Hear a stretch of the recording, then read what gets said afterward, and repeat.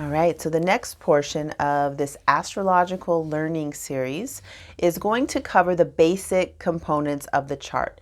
The first video I covered the house positions. So this will even be more basic than that. We're going to start off by looking at the circle in the center. This represents the Earth. This X represents you on Earth. And this is a map of the sky the moment you were born. So if you were to superimpose this above your head, you can kind of get this imagery of where the planets were placed and in what relationship or aspects they make to each other. So AC represents the horizon line or ascendant. This is what was rising in the sky the moment you were born. MC represents midheaven, and this is going to be what is at the peak of the sky the moment you were born. Over here, directly opposite AC, sometimes it'll say DC, which represents descendant, and that was what was at the lowest point. And then MC being the peak, what's peaking in the sky. Home and roots represents what we can't see because it's on the other side of the Earth. So those are some of the more basic components. And then something else I like to do is looking at where there is a bunch of planets placed together, as we can see in this chart. This is actually the chart of Will Smith. I like to use, for training purposes, I like to use the chart of somebody who we all kind of know a little bit about because it just makes it more relatable and easy to understand when we start putting the planets inside of a house, which is what we're going to do in the next video. So looking at where there is groupings of planets, we can get an idea about what this person's main orientation is. And he actually has a lot of planets below the horizon line and on the other side of the Earth. So there's a draw toward the inner workings. There's a draw toward all of these things that have to do with self-development. Okay, so the first three things that you want to know about somebody is their moon position. The moon represents their level of mastery. Some people call the moon your soul. Like, we can understand about your soul by looking at the moon. I think of the moon as our connection to lineage, ancestors, our DNA, the part of us that is so deeply ingrained that it's sort of like something like the thread of reality that seems continuous throughout all of life. One of my teachers calls the moon the sum of all of your moods over the course of your life. If you could sum total that, there would be this continuous thread. So that's the moon. You want to know the moon to understand about their inner working. And then you want to know the sun because this is their overall style and flair. The sun is going to be what, like the heart beating blood throughout all of the body, the sun is that energetic fuel. I like to say overall style and flair because it gives this impression of a certain look and mannerisms that you can see. Let's see where his sun is. He's got a Libra sun conjunct the South Node. So that's really interesting. So Libra sun, he's going to have this overall style and flair of being relational, relatable, wanting to validate and like this round table. Libra sun has got this round table kind of mentality that wants to connect with everybody and treat everybody with equality. It is the most relational of the signs. Libra is, cares a lot about the other. They want to Like if you're asking them to go out, they'll say, where do you want to go? And then you're like, where do you want to go? And you get two Libra people together and you never end up picking a place. So anyway, that's the sun. Then the next thing you want to know is their rising sign. The rising sign is what they're here to learn about, what they're here to master. So when you have those three components, you have a pretty good overall picture of the person, what they are a master of, their overall style and flair. You can easily pick out from a group people's sun signs. It's pretty easy because they have I have a Pisces sun, so I have a whimsical nature about me. And when I walk through a room, you kind of get this floaty, oceanic, emotional vibe that you can pick up from watching me. Yeah, so the sun is going to be pretty obvious. And then the ascendant, some people say the ascendant is the mask that you wear or it's what you look like to other people. I personally don't get that. I don't see it that way. I see the ascendant just like in the sky. What's rising on the horizon, this is actually because the horizon line, it's not all the way up yet, it's coming up. This is how we are rising into mastery. So the rising sign, the ascendant, I see this more as, if you want to talk about a mask or something, like one of my teachers that I really love says this is the mask that you hide behind.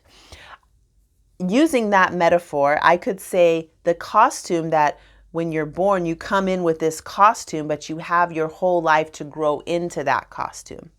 So for Will Smith, he's got Gemini rising. And you could say that when he was born into this costume of being a creative, playful character. Gemini rising is learning to be the creative muse and have fun and inspire playfulness. So that he's wearing that costume and then having to spend his whole life to grow into that costume. And we, for the whole life, it's like something that we're continuously mastering.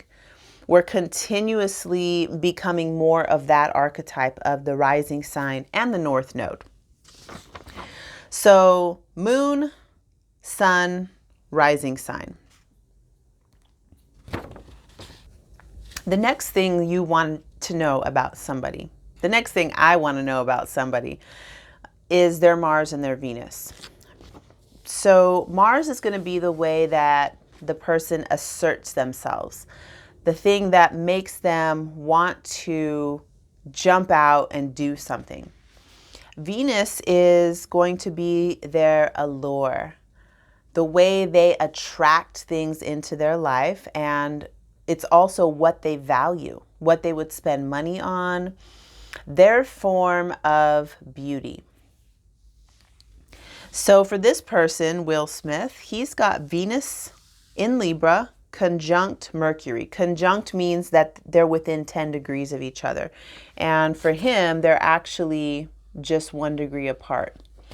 So his Venus in Libra says that what he finds valuable and attractive is beauty, number one, because Libra is one of the signs that's most like Venus.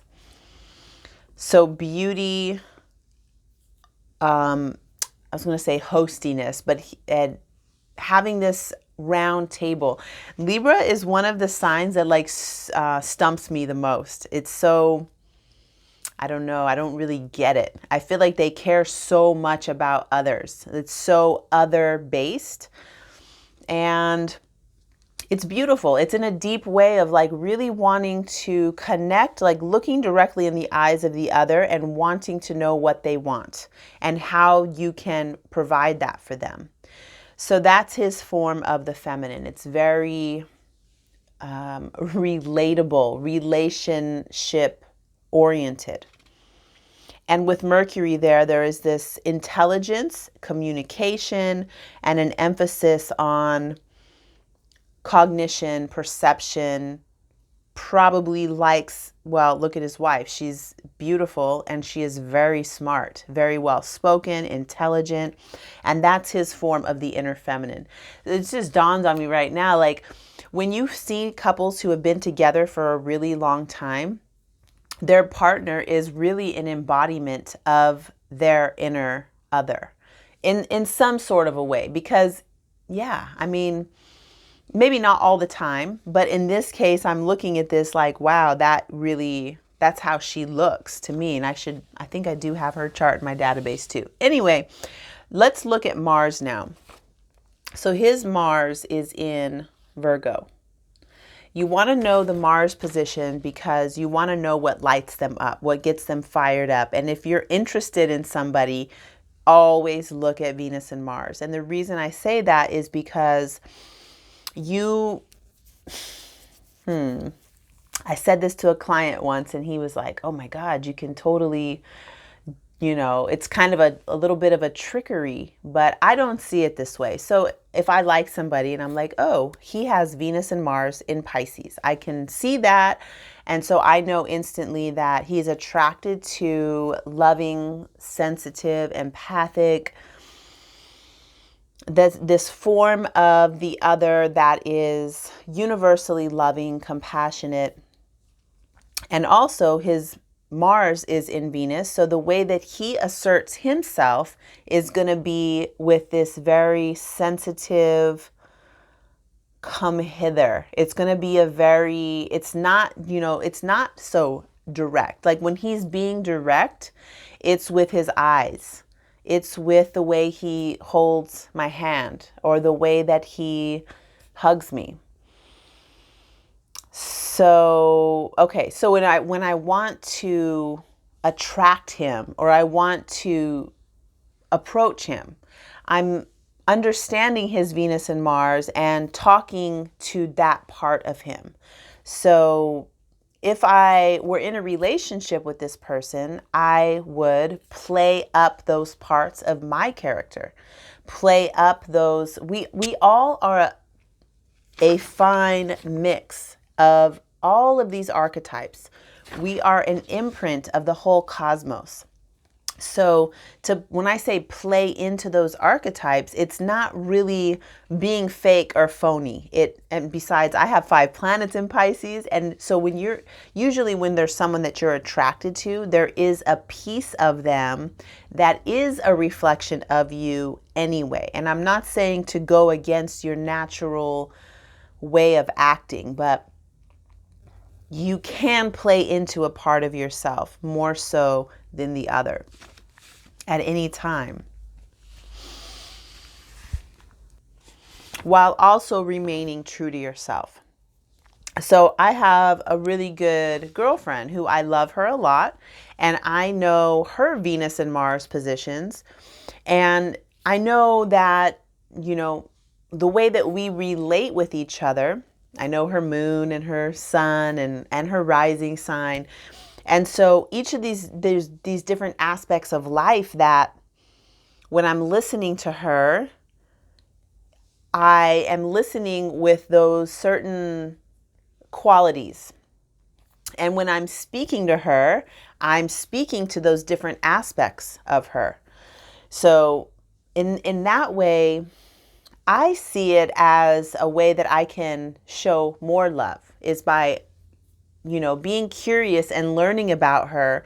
And then it's actually just happens to me naturally at this point when the person will say a certain thing, I'll be like, wow, that was very Saturnine. And like with the person with the Mars and Venus in Pisces, I know that his Saturn is with the South Node. And so I kind of get this idea like, okay, this is this part of them speaking. And it doesn't mean I'm going to respond any differently. I've been studying astrology pretty much since I could read. And it's another language. It actually is another language. So From that point, I want to jump off into learning these glyphs. So you're not going to learn them all right away, but there's Saturn, Chiron, the North Node, Ascendant. This represents Lilith. These are asteroids. There's Mars, Jupiter, Pluto, Uranus, Sun, South Node, Pallas Athena, it's an asteroid.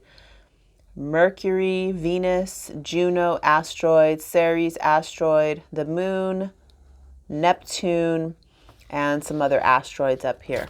So you want to get used to looking at those glyphs because it's going to make your understanding of astrology so much better. I have a lot of people that show me their chart and it's a linear, list of Moon, Scorpio, Ascendant, this thing. They keep going like it's a list with the words written out. You do not, please do not learn astrology with that format. This is